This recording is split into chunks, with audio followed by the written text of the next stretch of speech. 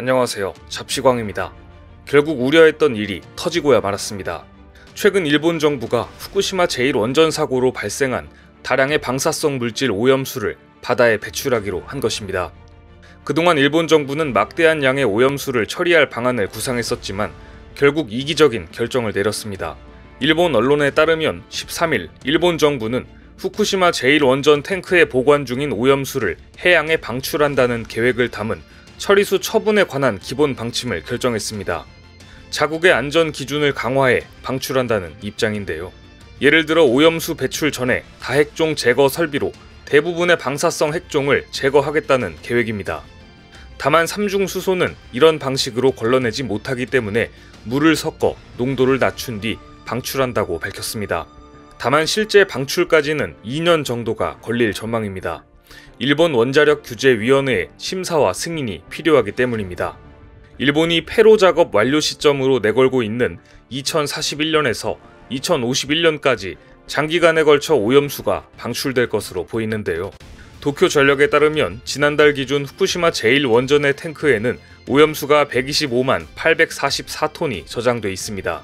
그런데 도쿄전력과 일본 정부는 오염수 중 다핵종 제거 설비로 걸은 물을 처리수라고 부르고 있는 실정입니다. 일본 정부가 정의한 처리수까지 포함하면 상당한 양에 이를 것으로 보입니다.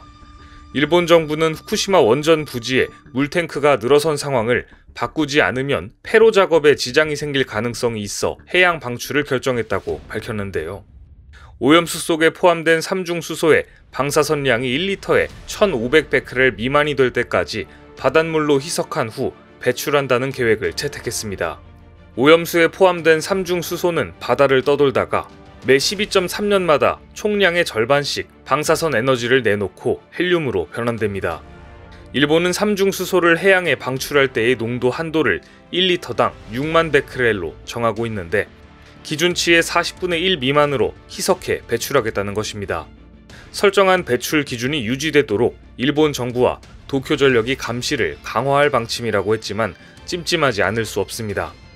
이 문제가 심각한 또 다른 이유는 앞으로도 오염수가 계속해서 생긴다는 것 때문인데요. 아사히 신문에 따르면 오염수를 발생시키는 후쿠시마 제1원자력발전소의 폐로 전망이 보이지 않고 있습니다. 일본 정부가 폐로 목표 시기를 오는 2051년으로 잡고 있지만 사고 원자로에서 녹아내린 핵 연료를 제거할 수 있는지에 대한 의문이 끊이지 않고 있습니다.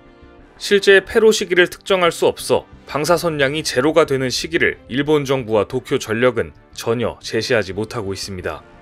반면 오염수는 매일 140톤 규모로 발생하고 있습니다. 이 때문에 일본 정부는 오염수 해양 방류를 결정하면서도 처리가 끝났을 때까지의 방류 총량을 제시하지 못했습니다. 지금도 후쿠시마 제1원전에서는 원자로 시설에 지하수가 유입돼 오염수가 계속 발생하고 있습니다. 결국 사고 원전의 폐로 작업이 원활히 이루어지지 않으면 오염수 발생은 멈추지 않고 해양 방류도 계속되는 문제가 있습니다. 사고 원전의 완전 폐로는 일본 정부가 세계 최초로 시도하는 작업이어서 성공 가능성에 의문을 제기하는 전문가들도 많은 상황인데요. 실제로 사토 사토시 전 GE 원자력 기술 전문가는 현재 일본 정부의 원전 폐로 중장기 로드맵은 실현 불가능하다고 주장했습니다. 사토시는 GE 원자력 사업부에서 기술과 현장, 엔지니어링 관리 책임을 맡았던 전문가로 후쿠시마 제1원전의 GE 현장 대표였습니다. 누구보다도 일본 원전의 실정을 잘 아는 그가 실현 불가능한 계획이라고 언급한 것입니다. 한국에서도 즉각적인 반응을 보였습니다. 한국원자력안전위원회는 일본 원자력규제위원회에 객관적, 독립적 심사를 촉구하는 서한을 즉시 발송했는데요. 일본 정부의 오염수 해양 방출 결정에 대한 한국 국민의 우려를 전달했습니다. 원안위는 일본 규제위가 도쿄전력 처분계획 심사를 진행하는데 국제 기준에 부합하는지 심사할 것과 처분 이행 과정을 철저히 모니터링하고 결과를 공유해 줄 것을 요구했습니다. 일본 정부의 오염수 해양 방출과 관련해 대응 방안 수위도 높였습니다. 원안위는 그동안 연간 1회 보고서로 공개했던 해수 방사능 분석 결과를 일반인이 쉽게 확인할 수 있도록 분석 완료 즉시 원안위 홈페이지에 공개하기로 했습니다. 또 해수 방사능 분석 기관인 원자력안전기술원에 전문 인력과 장비를 내년까지 보강하기로 했는데요. 2년 뒤 계획된 일본의 오염수 해양 방출에 대응해 감시 주기와 지점을 확대할 수 있도록 준비한다는 방침입니다. 주변국들 역시 마찬가지였습니다. 러시아도 일본의 후쿠시마 원전 오염수 해양 방류 결정에 심각한 우려를 표명했는데요. 러시아 외무부는 일본은 유감스럽게도 이웃 국가들과 협의하는 것을 필요한 일로 간주하지 않았다며 방사성 오염수 해양 방류 계획과 관련해 상세한 해명을 바란다고 촉구했습니다. 대만 정부도 일본의 원 오염수 바다 방류를 정식으로 반대 의견을 개진한 바 있다며 일본 측에 강한 우려 의사를 표명한다고 밝혔습니다. 하지만 어찌된 영문인지 미국은 이해하기 어려운 반응을 내놓았습니다. 네드 프라이스 미 국무부 대변인은 일본의 방사능 오염수 방류 결정에 국제 안전 기준에 따른 것이라며 국제원자력기구와 협조해 폐기물 처리 등 후쿠시마 원전 사고의 후속 처리를 결정했다는 입장을 내놨습니다. 오염수 방류를 사실상 지지한 것입니다. 미국과 일본 사이에 어떠한 정치적인 딜 또는 로비 과정이 있었는지는 알 수 없지만 분명한 것은 미국이 이번 발표는 무언가 이상하다는 느낌이 든다는 것입니다. 그 이유는 만약 후쿠시마 오염수가 방류된다면 곧바로 미국을 향한다는 연구 결과가 있기 때문인데요. 지난 2012년 독일 헬름홀츠 지구해양연구소가 분석한 후쿠시마 원전 오염수 방출 시나리오를 보면 일본에서 흘려보낸 오염수는 해류를 타고 곧바로 태평양을 건넙니다. 이후 미국에 도착하게 되는데요. 물론 태평양은 넓기 때문에 어느 정도 희석이 되겠지만 분명한 것은 오염수를 가장 먼저 만나는 것은 아메리카 대륙이라는 점입니다.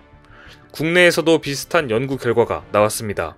제주연구원은 일본에서 방사능 오염수가 방류될 경우 쿠로시오 해류를 따라 일본, 미국, 적도를 거쳐 아시아로 되돌아온 후 대만 난류에 편승해 제주 연안에 유입될 것으로 분석됐습니다. 이런 과정을 거쳐 국내에 도달할 때까지의 기간은 전문가마다 차이가 큰데 길게는 5년, 짧게는 7개월로 예측되고 있습니다. 시뮬레이션이다 보니 100% 확실하다고 볼 수는 없겠지만 대략적으로 일본에서 나온 오염수는 북태평양과 캐나다, 미국을 거쳐 다시 아시아 영역으로 돌아오게 되는 것입니다. 미국도 결코 안전할 수 없는 상황인데요.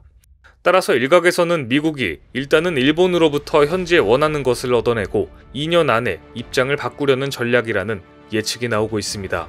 해류를 탄 오염물질들이 미국에 직접적인 방사능 피해를 입힌다는 유력한 시뮬레이션 결과가 있기 때문에 미국이 실제 방류를 좌시할 리 없다는 예측인데요. 미국이 현재 일본의 찬성 입장을 밝힌다고 해도 실제 오염수가 방류되기까지는 2년의 시간이 필요합니다. 따라서 2년 안에 미국이 핑계를 대며 오염수 방류를 반대하는 태세 전환을 할 수 있다는 가능성이 제기되고 있습니다. 과거에도 비슷한 사례는 있었습니다. 2019년 미국과 일본은 무역협상 당시 미국은 일본의 농업시장 개방을 요구하며 자동차 관세 인하 카드를 내밀었습니다. 이에 일본은 트럼프의 골칫거리로 불리던 옥수수 8만 톤을 구매해줌과 동시에 70억 달러에 달하는 일본의 농업시장을 미국에 개방했는데요. 하지만 자동차 관세를 낮춰줄 것 같던 미국은 돌연 태도를 바꾸어 그대로 유지시켜버립니다. 이 때문에 결과적으로 미국이 일본을 가지고 놀았으며 아베 총리가 굴욕 협상을 당했다는 비난이 줄을 이었습니다. 그런데 이번에도 미국에서 비슷한 분위기가 감지되고 있습니다. OECD 국가 중 백신 접종률 꼴찌는 일본입니다. 따라서 현재 방미 중인 스가 총리가 화이자의 백신 공급을 늘려달라고 호소할 것으로 전망되는데요. 하지만 미국의 화이자는 끊임없이 일본 정부를 가지고 노는 듯한 태도를 보이고 있습니다. 일본 정부는 앞서 올해 안으로 화이자 백신 1억 4,400만 분을 공급하겠다고 공언했었습니다. 하지만 막상 계약서에는 물량 공급을 확정하지 않고 최대한 노력하겠다라는 두루뭉술한 표현이 들어갔었는데요.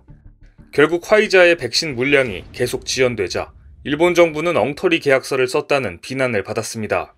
급기야 고노 담당상이 직접 화이자와 이야기하겠다고 나섰지만 화이자 측은 장관은 상대하지 않겠다. 백신을 원한다면 총리가 직접 나오라며 대굴욕을 안겼습니다. 이를 두고 교도통신마저 일본 정부가 화이자에 농락을 당했다고 표현할 정도였는데요. 민간에서도 이 정도라면 미국 정부에서는 일본을 얼마나 만만하게 생각하고 있는지 알 수 있는 대목입니다. 결국 2년 안에 미국이 일본의 뒤통수를 칠 가능성은 충분한 것이죠. 어쨌든 한국 입장에서는 남은 2년의 시간 동안 국제해양법 재판소 소송 등 적극적인 조치에 나서야 하는 것은 분명한 사실입니다. 아이러니하게도 이번 일본의 오염수 방류 조치를 가장 극렬하게 반대하는 국가는 일본입니다. 현재 후쿠시마 어민들은 일본 정부가 어업 종사자들의 이해를 구하지 않고 오염수를 바다에 버리지 않겠다더니 약속을 깼다고 울분을 토하고 있습니다. 히로시 전국 어업협동조합 연합회 회장은 해양 방출에 반대하는 입장은 조금도 달라지지 않았다는 뜻을 밝혔습니다. 어업단체뿐만 아니라 환경단체, 원자력 관련 단체도 일본 정부의 결정을 강하게 비판하고 있는데요. 일본의 시민단체인 원자력 규제를 감시하는 시민 모임과 국제환경운동단체 FOE 접회는 해양 방출 구상 중단을 촉구하는 기자회견을 열고 반대 의견을 표명했습니다.